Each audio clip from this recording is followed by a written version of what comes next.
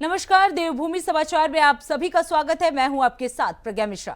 Bulletin की शुरुआत करेंगे बड़ी और अहम खबर के साथ। तो सबसे पहले बात कर लेते हैं, धार्मिक क्षेत्र की प्रमुख हस्तियों ने सीएम धामी से मुलाकात की। आपको बता दें, शुक्रवार यानी कल 3 बड़े धार्मिक गुरुओं ने सीएम से विभिन्न मसलों पर चर्चा की।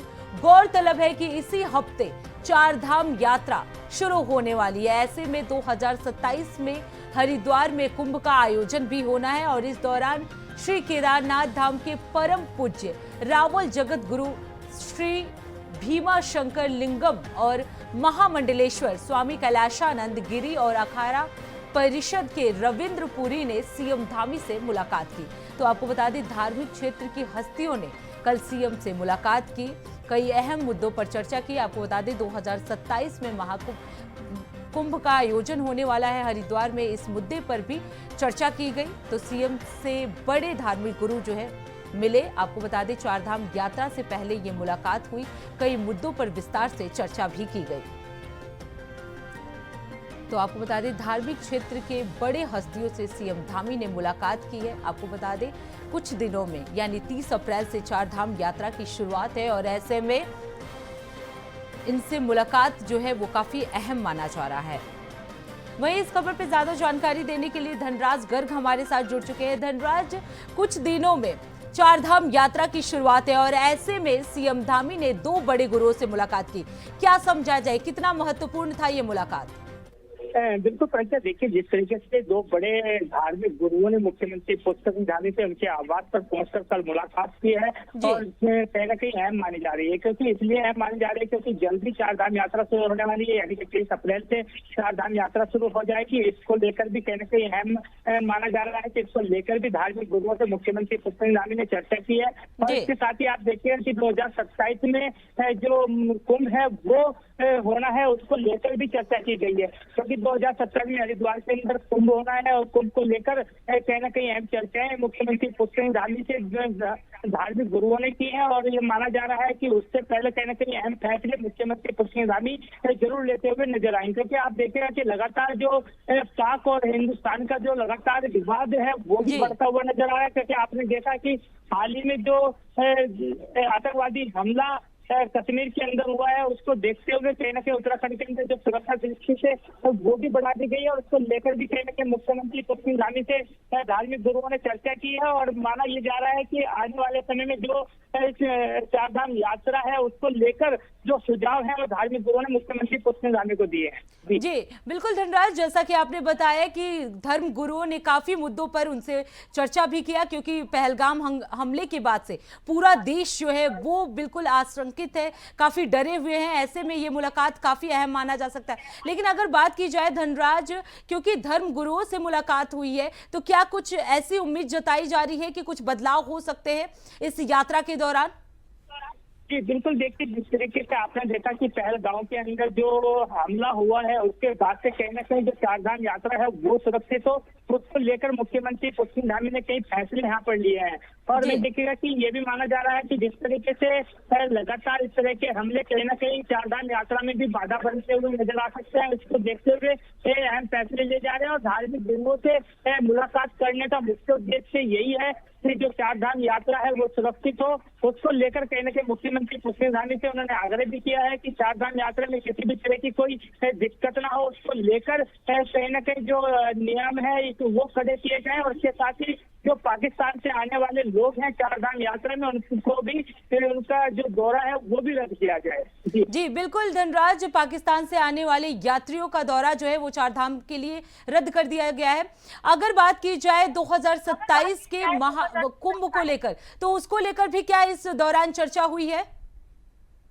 जी बिल्कुल, देखिए जिस तरीके से 2027 में महाकुंभ होना है उसको लेकर भी धर्म गुरुओं ने जो है आज मुख्यमंत्री पुष्कर धामी से चर्चा की है। और इस चर्चा के दौरान उन्होंने साफ तौर पे कहा है कि जो चार धाम यात्रा है उसके साथ साथ कहीं ना कहीं उत्तराखंड की जो 2027 में महाकुंभ होना है उसको लेकर भी कहीं ना कहीं जो सुरक्षा की दृष्टि से कहा जाए तो वो कहीं ना कहीं पूरे इंतजाम किए जाए। और लगातार देखा भी जा रहा है कि मुख्यमंत्री पुष्कर धामी लगातार चाहे वो चार धाम यात्रा हो या फिर कुंभ मेला हो उसको लेकर कहीं ना कहीं सक्रिय होते हुए नजर आ रहे हैं और लगातार अधिकारियों के साथ बैठक भी कर रहे हैं और अधिकारियों को निर्देश भी दे रहे हैं कि किस तरीके से पूरी व्यवस्था को संभालनी है, क्योंकि सुरक्षा कहीं ना कहीं बिल्कुल धनराज, सीएम धामी जो है वो काफी एक्टिव मोड में नजर आ रहे हैं। चार धाम यात्रा को लेकर सुरक्षा व्यवस्था का भी पूरा पुख्ता इंतजाम किया जा रहा है।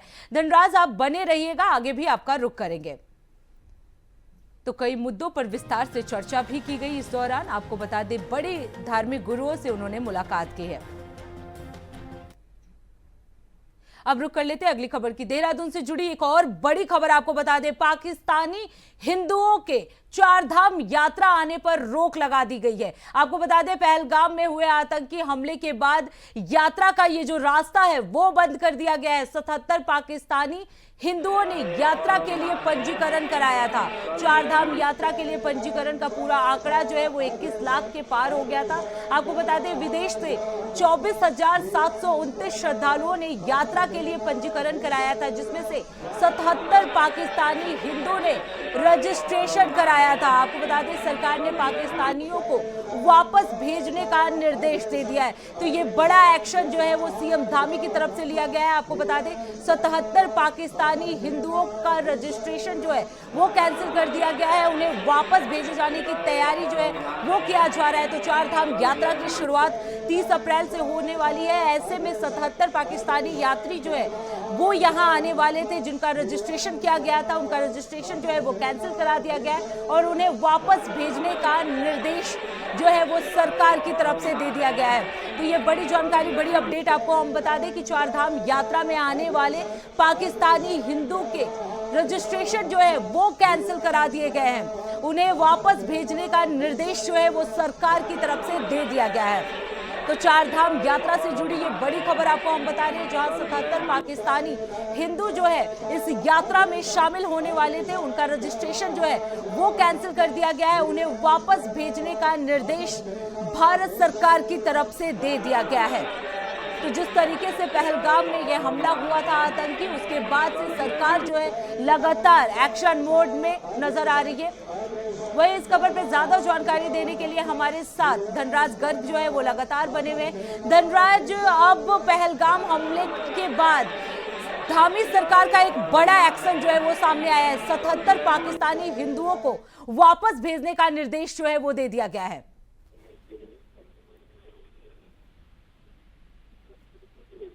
धनराज, आपको मेरी आवाज आ रही है?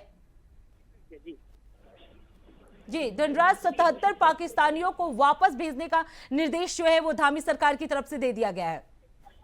जी बिल्कुल प्रज्ञा, देखिए जिस तरीके से पहलगांव के अंदर जो हमला हुआ है उसके बाद कहीं ना कहीं मुख्यमंत्री पुष्कर धामी ने भी कड़ा रुख अपनाया है और कड़ा रुख इस रूप में अपनाया है कि जो पाकिस्तान के 77 हिंदू ऐसे थे कि जिन्होंने चार धाम यात्रा के लिए रजिस्ट्रेशन किया था, उनके रजिस्ट्रेशन को रद्द कर दिया गया है, क्योंकि सुरक्षा की दृष्टि से ऐसा कदम मुख्यमंत्री पुष्कर धामी की तरफ से उठाया गया है। और मुख्यमंत्री पुष्कर धामी का साफ तौर पर कहना है कि जिस तरीके से पहलगांव के अंदर हमला किया गया है उसके देखते हुए कहीं ना कहीं ये सुरक्षा की लिहाज से एक बड़ा कदम उत्तराखंड के अंदर उठाने की जरूरत पड़ी कि जो अब 77 हिंदू ऐसे थे पाकिस्तान के जो कि चार धाम यात्रा करना चाहते थे और चार धाम यात्रा के लिए उन्होंने अपना रजिस्ट्रेशन भी करा दिया था, लेकिन मुख्यमंत्री पुष्कर धामी ने इसको रद्द करने के निर्देश जारी कर दिए। यानी कि अब जो पाकिस्तान के जो 77 हिंदू हैं जो चार धाम यात्रा करना चाहते थे वो चार धाम यात्रा नहीं कर पाएंगे, क्योंकि देखिएगा कि मुख्यमंत्री पुष्कर धामी का साफ तौर पर कहना है कि चार धाम यात्रा में आने वाले प्रत्येक व्यक्ति की जो सुरक्षा है उसकी जिम्मेदारी कहीं ना कहीं मुख्यमंत्री पुष्कर धामी की है,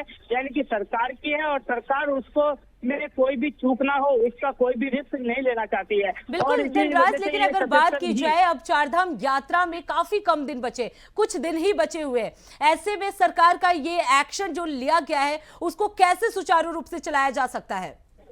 बिल्कुल प्रज्ञा, देखिए कि जो आपने सही कहा है कि चार धाम यात्राएं मात्र 4 से 5 दिन बचे हैं और 4 दिन के अंदर कहीं ना कहीं जो पूरी व्यवस्थाएं हैं वो सरकार की तरफ से की गई हैं और जिस तरह का एक्शन मुख्यमंत्री पुष्कर धामी की तरफ से लिया गया है, क्योंकि पहलगांव के अंदर हमला होने के बाद से ही कहीं ना कहीं उत्तराखंड की जो पुलिस है उसको भी अलर्ट मोड पर रहने के निर्देश मुख्यमंत्री पुष्कर धामी की तरफ से दिए गए थे और तमाम जगहों पर चेकिंग अभियान भी चलाए गए थे। और आपने देखा होगा कि किस तरीके से खुद एसएसपी रेंज के अधिकारी भी कहीं ना कहीं सड़कों पर उतरते हुए नजर आए थे और चेकिंग अभियान चलाया गया था।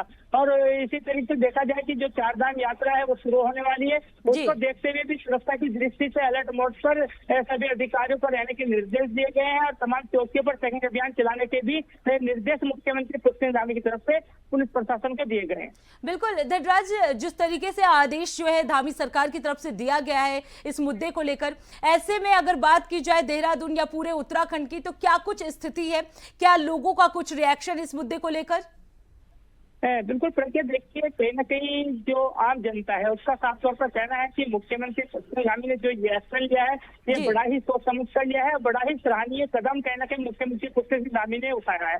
क्योंकि लगातार हम देखते हैं कि पाकिस्तान के अंदर वाले जिस तरीके से कश्मीर के अंदर हमला किया है, तो हो सकता है कि वो हिंदू को ही किसी को अपना निशाना बनाए और जिस तरीके से हिंदुओं को वहाँ पर निशाना बनाया गया है, इस तरीके से उत्तराखंड में भी चार धाम यात्रा पर वो निशाना बना सकते हैं। इसलिए कहीं ना कहीं ये कदम मुख्यमंत्री पुष्कर धामी की तरफ से उठाया गया है कि ताकि उत्तराखंड की चार धाम यात्रा पर आने वाले जो लाखों लोग हैं उनकी सुरक्षा में किसी भी तरह की चूक ना हो, उसको देखते हुए कहीं ना कहीं ये कदम उठाया गया है और इसको कहीं ना कहीं चारों ओर सराहा भी जा रहा है।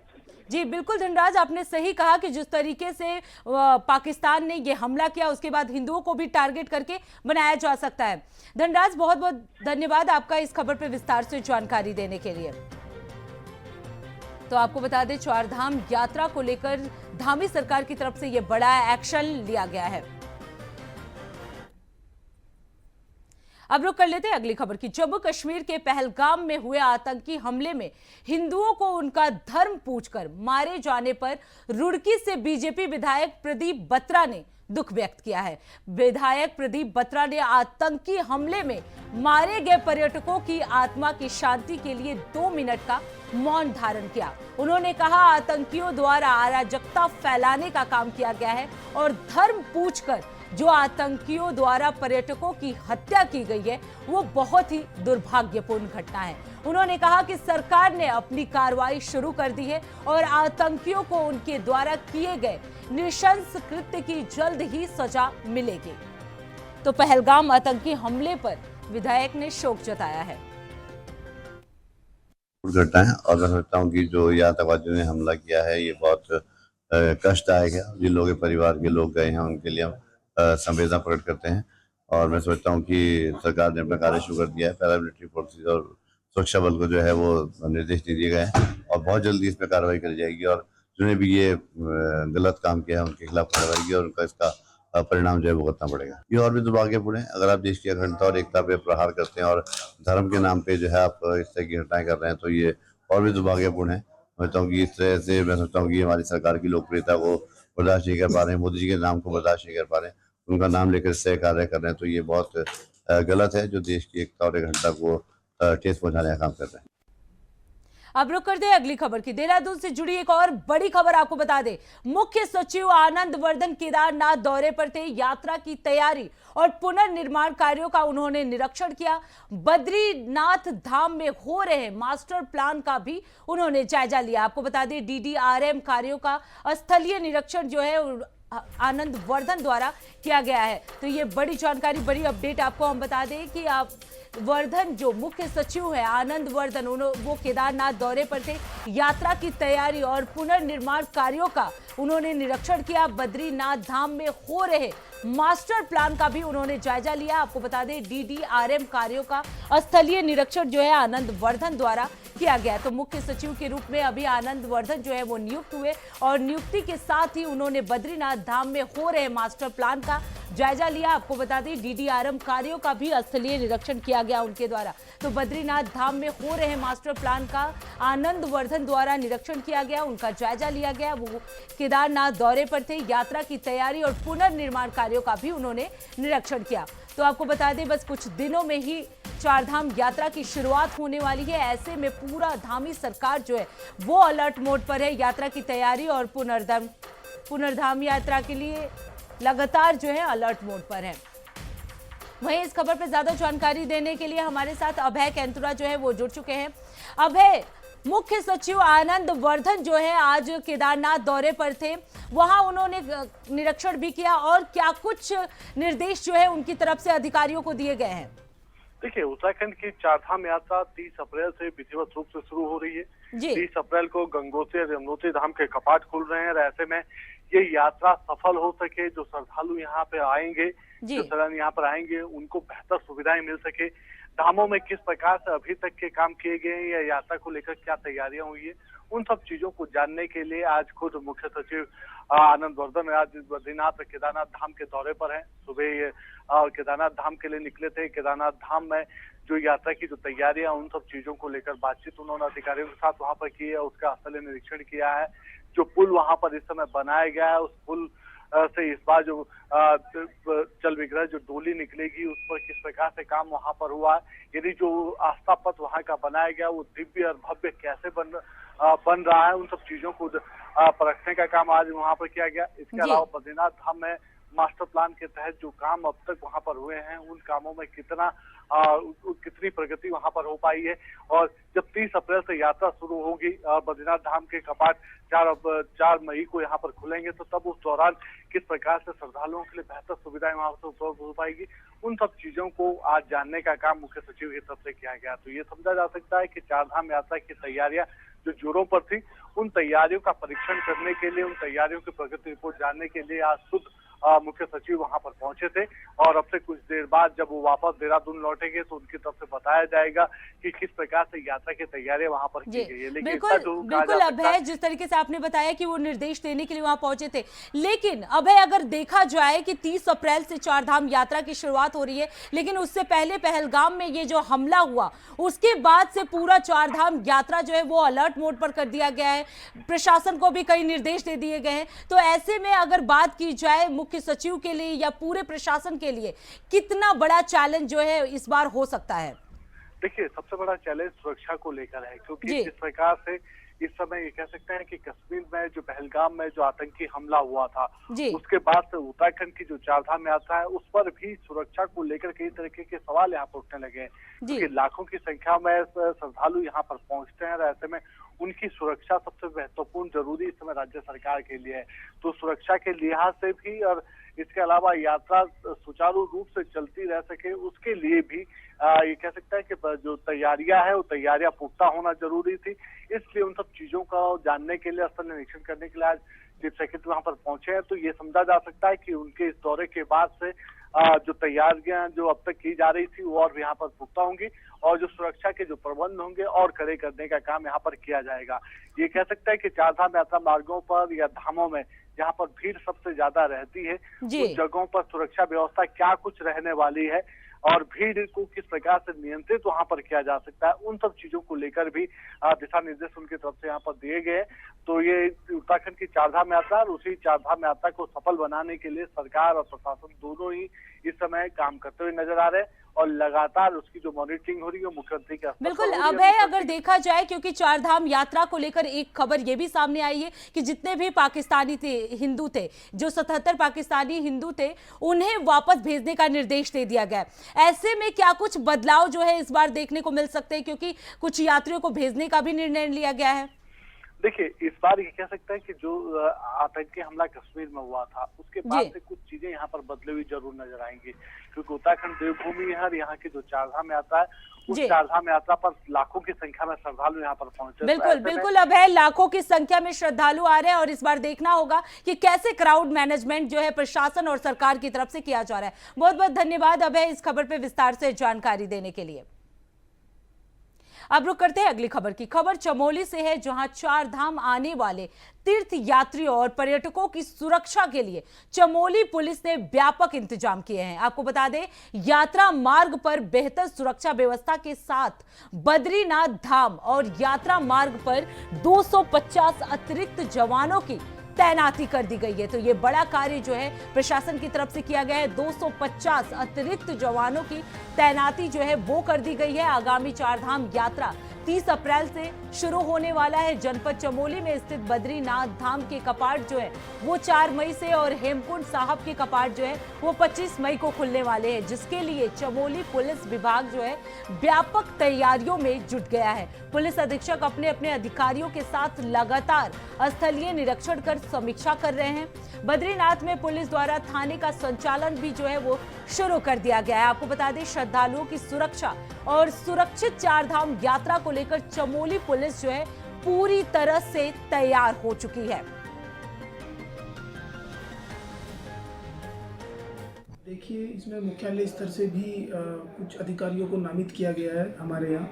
उसके अलावा टोटल हमने लगभग 250 के आसपास अतिरिक्त पुलिस बल यात्रा के लिए हमें मिला है, जो जनपद पुलिस की सहायता करेगा यात्रा के दौरान, और जिन्हें रूट पर एवं श्री बद्रीनाथ जी धाम में हम लोगों ने उनका ड्यूटी चार्ट जो है वो भी तैयार कर लिया। देखिए, आगामी जो हमारे यहाँ श्री बद्रीनाथ जी की यात्रा है उसके मद्देनज़र जो हमारा फोर्स का डिप्लॉयमेंट प्लान है वो तैयार कर लिया गया है, और हम लोगों ने अपना जो ट्रैफिक डाइवर्जन प्लान है वो भी हमारा रेडी है। इसके अलावा पूरे जनपद में 4 होल्डिंग स्थान जो है वो बनाए गए हैं। किसी कारणवश अगर यात्रियों को रास्ते में रुकवाना पड़ता है तो उन 4 होल्डिंग स्थानों पे रुकवाया जाएगा। उसके अलावा हमारी लगभग 8 SDRF की टीम्स हैं जो पूरी यात्रा में सपोर्ट करेंगी, और बद्रीनाथ जी का भी ट्रैफिक प्लान बना लिया गया है। वहाँ थाना हमारा। अब रुक करते हैं अगली खबर की। चारधाम यात्रा 30 अप्रैल से शुरू होने जा रही है, जिसको लेकर गढ़वाल मंडल विकास निगम की तैयारियां भी जो है वो लगभग पूरी हो चुकी है। आपको बता दें, मौजूदा अपडेट की बात करें तो 8 करोड़ की एडवांस बुकिंग GMVN को प्राप्त हो चुकी है। आपको बता दें कि बड़ी संख्या में इस साल यात्री उत्तराखंड का रुख करने जा रहे हैं, जिसको ध्यान में रखते हुए यात्रियों की सहूलियत के अनुसार GMVN द्वारा अतिरिक्त स्टाफ की तैनाती भी की गई है। आपको बता दें, GMVN के मैनेजिंग डायरेक्टर विशाल मिश्रा के अनुसार इस वर्ष बड़ी संख्या में श्रद्धालु जो है वो चारधाम पहुंचेंगे, जिसको लेकर यात्रियों की सहूलियत के लिए हर इंतजाम कर दिए गए हैं। देखिए, चारधाम यात्राओं की तैयारी के संदर्भ में हमारे जितने गेस्ट हाउसेस थे उनका रिपेयर वर्क जो माइनर था वो हम लोगों ने करा लिया है। 1-2 जगह काम चल रहा है, वो अगले 2 से 3 दिन में पूरा हो जाएगा। इसके अलावा लगभग 8.1 करोड़ की हमारी बुकिंग हो चुकी है, एडवांस बुकिंग है, और ये बुकिंग जो है वो हमारी 1 सितंबर तक की बुकिंग हो चुकी है। मतलब एडवांस में हर महीने हम लोग अगले 1 महीने की, जैसे 1 मई को हम अक्टूबर की भी बुकिंग ओपन कर देंगे। तो देखा जाए तो पिछली बार से काफ़ी ज़्यादा उत्साह और एक इंथुजिया। अब रुक करते हैं अगली खबर की। खबर रुड़की से है, जहां नगर पंचायत लंढौरा में बोर्ड बैठक के दौरान 30 करोड़ के विकास कार्यों पर सर्वसम्मति से मोहर लग गई है। आपको बता दें कि नगर पंचायत अध्यक्ष डॉक्टर नसीम रहमान ने जानकारी देते हुए बताया कि 15वें वित्त आयोग के अंतर्गत और राज्य योजना के द्वारा कई कार्यों के लिए 30 करोड़ रुपए का बजट जो है वो पास करा दिया गया है, जिसमें मुख्य रूप से रेन वाटर हार्वेस्टिंग का निर्माण, कीटनाशक दवाइयों का छिड़काव और साफ सफाई के लिए मास्क, ग्लव्स, पथ प्रकाश और नई सड़कों का निर्माण जो है वो कराया जाएगा। उन्होंने कहा कि डेंगू से निपटने के लिए भी साफ सफाई सामग्री और डबल बैरल वाली मशीन जो है वो खरीदी गई है, जो प्रतिदिन सभी वार्डों में नियमित रूप से किए जाएंगे। बोर्ड की बैठक हुई। सबसे पहले इसमें हमारा जो बजट था, जो बजट उसके लिए ये बैठक की गई थी, और 30 करोड़ का हमारा बजट जो है पास किया गया है। विकास कार्य अभी अध्यक्ष जी ने बताया आपको, मई के महीने से विकास कार्य शुरू करा दिए जाएंगे। इसमें जो भी प्रस्ताव, क्योंकि मेन ये थी कि बजट की बैठक, इसमें 30 करोड़ का बजट पास कराया हमने। इसमें टोटल बजट चाहिए कि 15वीं वित्त आयोग के अंतर्गत तथा प्रकाश व्यवस्था के लिए 4 करोड़ रुपए, और 15वीं वित्त आयोग के लिए अंतर्गत सफाई उपकरण व अन्य सामग्री हेतु जैसा मास्क, ग्लव्स, कीटनाशक दवाई, ये 2 करोड़ रुपए। उसके 15वीं वित्त आयोग के अंतर्गत बाउंड्री वॉल एवं नाला, रेन वाटर हार्वेस्टिंग आदि 9 करोड़ रुपए। राज्य वित्त आयोग के अंतर्गत सड़क 9 लाख। तो उसको मोटर हार्वेस्टिंग ना बनेगी, हम उसके टेंडर करेंगे भैया। अन्य और भी कार्य के लिए प्रस्ताव है, जैसे यहाँ लाइट हो गई ना ऑन रोड पे, बॉर्डर से बॉर्डर तक करीबन 90 लाख के आसपास है। नगर पंचायत बिल्डिंग हो गई। तो फिलहाल देवभूमि समाचार में इतना ही। देश दुनिया की तमाम बड़ी खबरों के लिए देखते रहिए इंडिया वॉइस। तब तक के लिए नमस्कार।